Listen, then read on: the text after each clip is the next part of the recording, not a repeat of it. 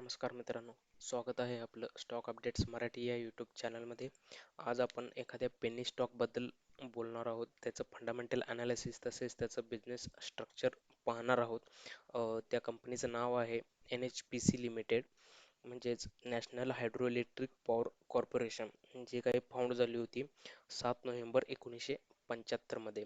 ही एक government India enterprise limited company आहे, जी की हायड्रोइलेक्ट्रिक पॉवर प्लांटमधून इलेक्ट्रिसिटी जनरेट करते आणि व्हेरियस स्टेटना पॉवर सप्लाय करते. तसेच ही कंपनी प्रोजेक्ट मॅनेजमेंटमध्ये आणि कन्स्ट्रक्शन कॉन्ट्रॅक्ट्स किंवा कन्सल्टन्सी असाइनमेंट्समध्ये पण कार्यरत आहे.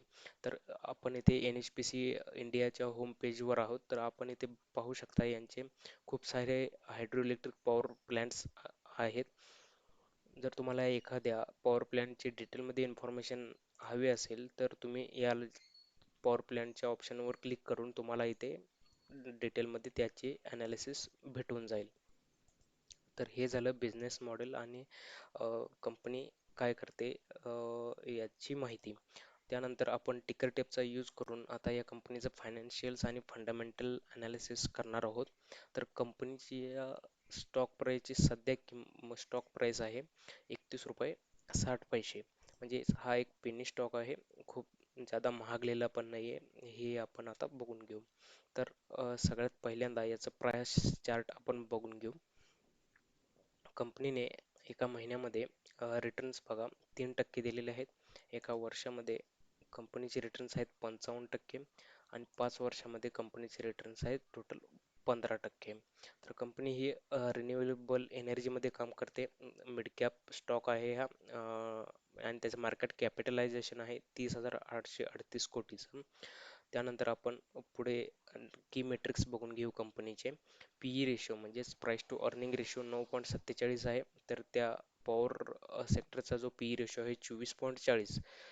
तर त्याच्या मानाने PE रेशो कमी आहे. तसेच price to book value ratio म्हणजेच PB रेशो 0.86 आहे. तर त्यांच्या सेक्टरचा जो PB रेशो आहे तो आहे 2.75. म्हणजेच आपल्या या दोन फॅक्टर्सवरून कळून येते की कंपनी अंडर व्हॅल्यूड आहे, कारण price is less than it's intrinsic value. म्हणजे त्याच्या मूळ व्हॅल्यूपेक्षा कंपनी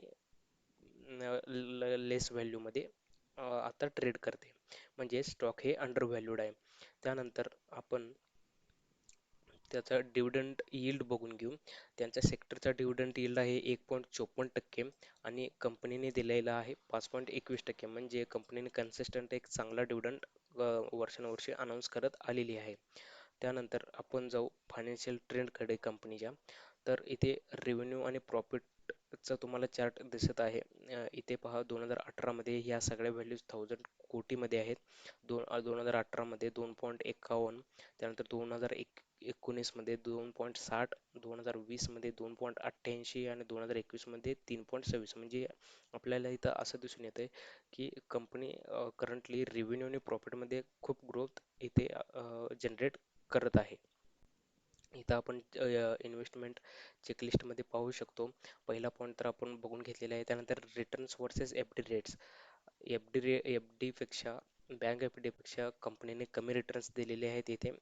त्यानंतर डिव्हिडंड रिटर्न्स कंपनीचा चांगला डिव्हिडंड यील्ड आपल्याला दिसून आलेला आहे जवळपास 5%चा. त्याच्यामुळे इथं आपल्याला दिसून येते की कंपनीने चांगले डिव्हिडंड ऑफर केलेले आहेत. त्यानंतर एंट्री पॉईंट, कंपनीची सध्या प्राइस फक्त ₹31-32 चालू आहे. त्याच्यामुळे आपल्याला याच्यावर हे दिसून येत आहे की कंपनी हे पेनी स्टॉक आहे, खूप स्वस्तातलं शेअर आहे. त्याच्यामुळे तुम्हाला जितके शेअर घेता येईल तितके घ्या. चांगला एंट्री पॉईंट आहे.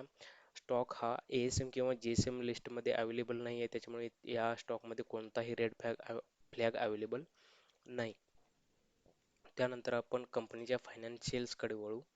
कंपनीच्या फायनान्शियल्समध्ये त्याच्या इन्कम स्टेटमेंटमध्ये त्याचं नेट इन्कम आपण इथे पाहणार आहोत. तर कंपनीचं नेट इन्कम जे आहे ते कन्सिस्टंटली ग्रो होत चाललेलं आहे. इथे 2018 पासून आपण इथे ग्राह्य धरणार आहोत. 2018 मध्ये कंपनीने 2513 कोटीचं नेट इन्कम दाखवलेलं आहे. 2019 मध्ये 2595 कोटी, 2020 मध्ये 2884 कोटी आणि 2021 मध्ये 3257. म्हणजे आपल्याला इथे एक कन्सिस्टंट आणि कंटिन्युअस ग्रोथ दिसत आहे या कंपनीच्या नेट इन्कममध्ये. त्यानंतर कंपनीचं बॅलन्स शीट आपण एकदा बघून घेऊ. तर कंपनीच्या बॅलन्स शीटमध्ये प्रामुख्याने दोन पॉईंट्स म्हणजे टोटल ॲसेट्स आणि त्याची टोटल लायबिलिटीज.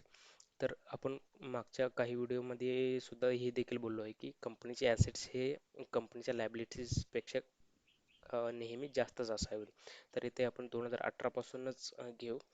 टोटल ॲसेट्स बघा कंपनीकडे 62,932 कोटीज आहे, तर लायबिलिटीज आहे 29,956 म्हणजे जवळजवळ अर्धे निमपट आहे. त्यानंतर 2019 मध्ये कंपनीकडे ॲसेट्स होते 66,733 आणि लायबिलिटीज 33,067 कोटी.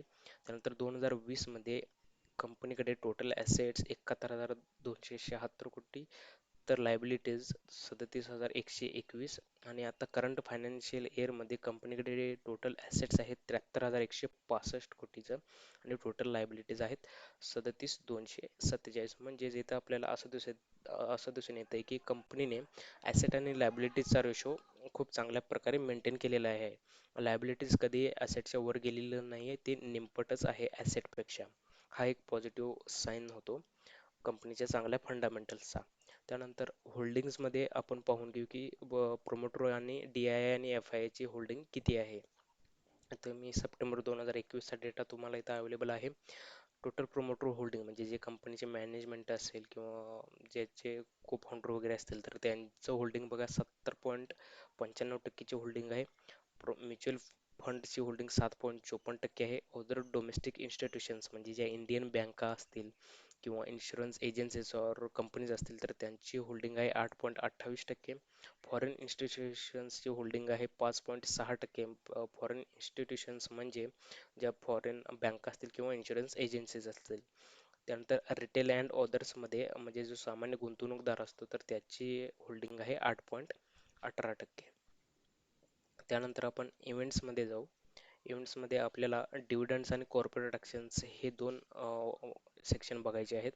तर इथं आपण या इन्व्हेस्टमेंट चेकलिस्टमध्ये बघितले की कंपनी चांगले डिव्हिडंड ऑफर करते. तर इथंही आपल्याला तोच डेटा चांगला अवेलेबल दिसतो. कंपनी 2017 पासून खूप म्हणजे त्या स्टॉकच्या प्राईसनुसार बऱ्यापैकी डिव्हिडंड इथे डिक्लेअर केलेला दिसत आहे. तर 2021 मध्ये जवळपास त्यांनी ₹1.5-2 डिव्हिडंड डिक्लेअर केलेला आहे. 2020 मध्ये देखील त्यांनी ₹1.5 डिव्हिडंड डिक्लेअर केलेला आहे. नंतर कंपनीचं जसं जशी ग्रोथ होत जाईल तसे तशी मग कंपनी परत चांगले डिव्हिडंड ऑफर करेल. त्यानंतर कॉर्पोरेट ॲक्शन्समध्ये आपण पाहू शकतो की इथे स्टॉक स्प्लिट किंवा बोनस कंपनीने डिक्लेअर केलेला नाही आहे.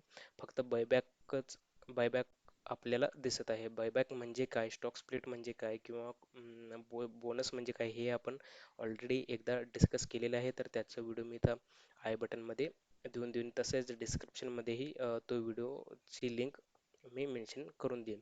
तर इथे बायबॅक बघा 3दा वेळ केलेला आहे कंपनीने. नोव्हेंबर 7 2013 मध्ये, फेब्रुवारी 17 2017 मध्ये आणि नोव्हेंबर 29 2018 मध्ये. तर हे झालं कंपनीचं फंडामेंटल अनालिसिस. ओव्हरऑल हा एक पेनी स्टॉक आहे, गव्हर्नमेंट ओन्ड कंपनी आहे. फंडामेंटल्स चांगले दिसून येत आहेत. नेट इन्कम पण भारी आहे, डिव्हिडंड पण कंपनी चांगला देते. नंतर या पॉवर सेक्टरमध्ये ही कंपनी येते, त्याच्यामुळे कंपनी कधी बंद पडणार नाही. पॉवर ही लागणारच आहे, त्याच्यामुळे कंपनीमध्ये ग्रोथचे चान्सेसही खूप दिसून येत आहेत. तर सजेस्ट करा म्हणजे तुम्ही तुमच्या साईडने अभ्यास करा कंपनीचा. चांगला स्टॉक आहे, यामध्ये गुंतवणूक करण्याचे आता चांगले चान्सेस आहेत. पेनी स्टॉक आहे. त्यानंतर तुम्हाला व्हिडिओ कसा वाटला तेही आम्हाला सांगून द्या. तुम्हाला कुठल्या स्टॉकचा अनालिसिस पाहिजे तेही कमेंटमध्ये त्या कंपनीचं नाव मेन्शन करून द्या. तसेच हे जे अनालिसिस आहे ते फक्त इन्फॉर्मेशन आणि एज्युकेशन पर्पजसाठी आहे. तुम्ही स्वतःचा अभ्यास करून कंपनीमध्ये गुंतवणूक करा. आजच्या पुरतं एवढंच आहे. जय हिंद, जय महाराष्ट्र.